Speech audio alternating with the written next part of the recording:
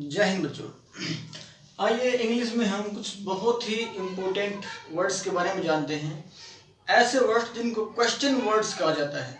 और कहीं पर भी इंग्लिश में जब हमें कन्वर्सेशन करनी होती है, ट्रांसलेशन करनी होती है, कुछ लिखना होता है, किसी क्वेश्चन का आंसर देना होता है या क्वेश्चन बनाना होता है, तब हमें क्वेश्चन वर्ड्स के बारे में कम से कम मेन वर्ड्स के बारे में हमें नॉलेज होनी चाहिए। बेसिक नॉलेज होगी तब हम आसानी से क्वेश्चंस का, सेंटेंसेस का निर्माण कर पाएंगे, उनको फॉर्म कर पाएंगे।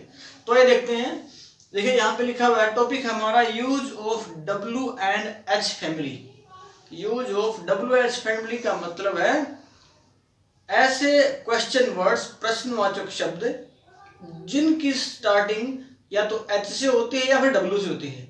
यानी इंग्लिश में क्वेश्चन बनाते हुए ऐसे वर्ड्स जो H से स्टार्ट हो रहे हैं और W से स्टार्ट हो रहे हैं, इन दोनों लेटर्स से बनने वाले वर्ड्स को यहाँ पे WH फैमिली कहा गया है। WH फैमिली में बहुत सारे वर्ड्स हैं इंग्लिश के अंदर जिनकी नॉलेज होनी बहुत जरूरी है। सबसे पहले तो हमें इनको याद कर लेना चाहिए, विद मीनिंग इनको याद करना चाहिए। जब हमें याद होंगे तो फिर ट्रांसलेशन करने में, वर्ड्स सेंटेंस फॉर्म करने में हमें बहुत आसानी रहेगी। काफ़ी इजीली हम उनको सेंटेंसेस को बना सकते हैं, क्वेश्चन को निर्माण कर सकते हैं, क्रिएट कर सकते हैं। तो देखिए सबसे पहले कुछ बहुत ही खास मेन क्वेश्चन वर्ड्स मैंने जो W फैमिली से शुरू हो रहे हैं उनको लिखा है। इस वीडियो में हम W फैमिली से बनने वाले कुछ मेन वर्ड्स के बारे में समझने की कोशिश करेंगे। देखिए सबसे पहले इनके यूजेस देखते हैं। WH फैमिली का यूज कहाँ होता है? दो तरह से इनका यूज होता है। पहला, यूज्ड एज इंटरोगेटिव, मतलब प्रश्न बनाने में इनका इस्तेमाल होता है। Used as conjunctions. कंजंक्शंस मतलब दो अलग अलग शब्दों को नहीं, दो अलग अलग सेंटेंसेस को जोड़ने में जिन शब्दों का इस्तेमाल होता है उनको कहते हैं कंजंक्शंस।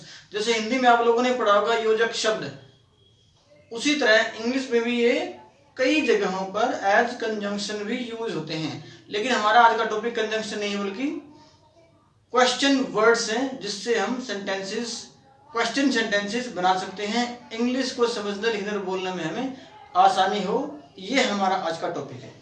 देखिए सबसे पहले हमारे वर्ड्स हैं, क्या क्या है question words? What, who, which, whose, of which, where, whom, from where, for what, since when।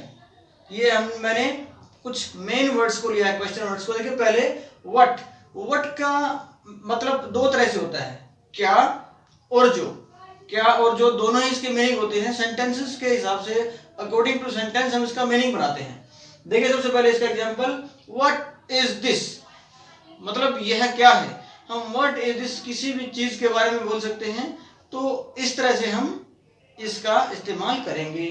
What is your name, तुम्हारा नाम क्या है। इस तरह से हम व्हाट का इस्तेमाल करेंगे। अब हु के भी दो मीनिंग होते हैं, कौन और जो। ब्रैकेट में मैंने लिखा हुआ एल का मतलब है लिविंग थिंग्स, वो चीजें जो जीवित हैं, जिंदा हैं, जीवंत हैं, ऐसी चीजों के लिए हु का इस्तेमाल होता है। जैसे हु आर यू, तुम कौन हो।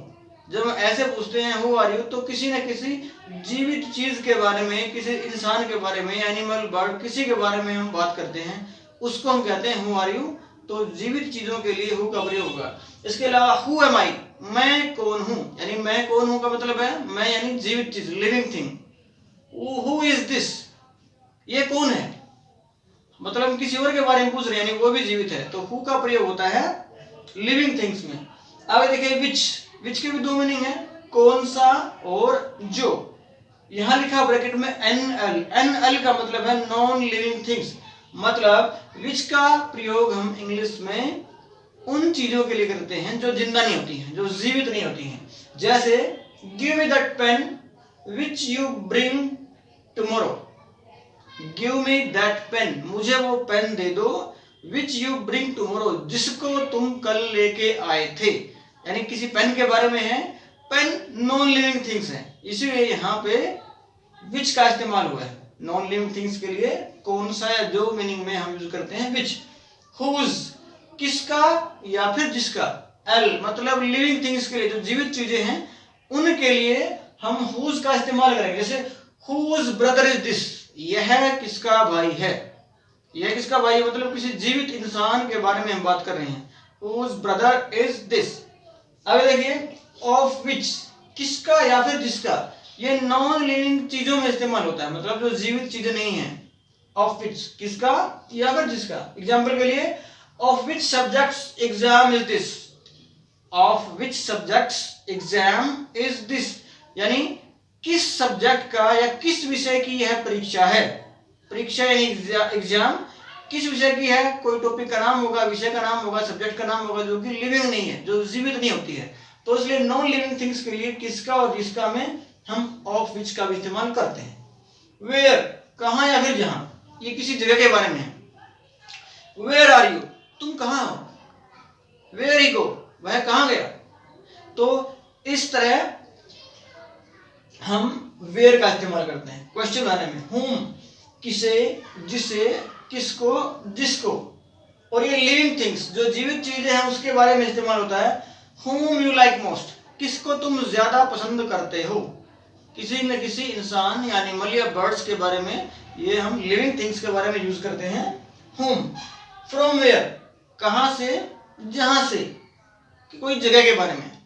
from where you come from, from where you come from, किस जगह से तुम आए हो या तुम कहां से आए हो।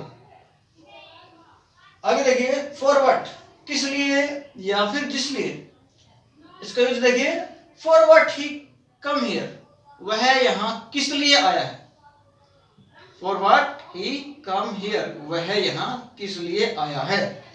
आगे देखिए सिंस व्हेन, सिंस का अगर आपको ध्यान हो तो सारे के सारे परफेक्ट कंटिन्यूअस टेंसेस में, तीनों में सिंस एक वर्ड का इस्तेमाल होता है, टर्म का इस्तेमाल होता है, जिसका मतलब है टाइम फिक्स का होना। अगर टाइम फिक्स है उस टेंस के अंदर या उस सेंटेंस के अंदर तो हम सिंस को यूज करते हैं। तो ये भी निश्चित समय के लिए यूज होता है। जैसे since when you have been coming in this library, कब से तुम इस लाइब्रेरी में आ रहे हो। तो आंसर क्या आएगा, फिक्स टाइम में। हमने सिंस व्हेन पूछा है, मतलब फिक्स टाइम में जवाब देना पड़ेगा। कोई फिक्स डेट होगी, कोई फिक्स महीना होगा, कोई फिक्स वीक होगा, कोई फिक्स ईयर होगी। इस तरह से इसका यूज होगा फिक्स टाइम के लिए। देखो सिंस आया है तो have been present perfect continuous tense की helping verb first form plus ING आया हुआ है। तो सिंस व्हेन कब से, निश्चित टाइम के लिए। Since when you have been coming here, coming in this library, कब से तुम इस लाइब्रेरी में आ रहे हो। तो ये क्वेश्चन वर्ड्स में से WH फैमिली के W से शुरू होने वाले प्रमुख क्वेश्चन वर्ड्स थे, जिनका हमें इंग्लिश में ट्रांसलेशन करते हुए, बोलते हुए, सेंटेंसेस बनाते हुए, क्वेश्चंस बनाते हुए हमें बार बार इनसे सामना होगा, याद होना बहुत जरूरी है। और भी बहुत सारे ऐसे वर्ड्स हैं, क्वेश्चन वर्ड्स, जो W फैमिली से शुरू होते हैं, W से शुरू होते हैं। वो आप लगातार प्रैक्टिस करेंगे, धीरे धीरे आगे बढ़ते रहेंगे तो आपको प्रैक्टिसाइज होते जाएंगे और आपकी इंग्लिश में पकड़ बनती जाएगी। तो हमारी आज की वीडियो में पार्ट 1 में W फैमिली से ही हमने कुछ मेन क्वेश्चन वर्ड्स को लिया है। अगले पार्ट 2 में हम H फैमिली से बनने वाले क्वेश्चन वर्ड्स के बारे में जानेंगे। जय हिंद।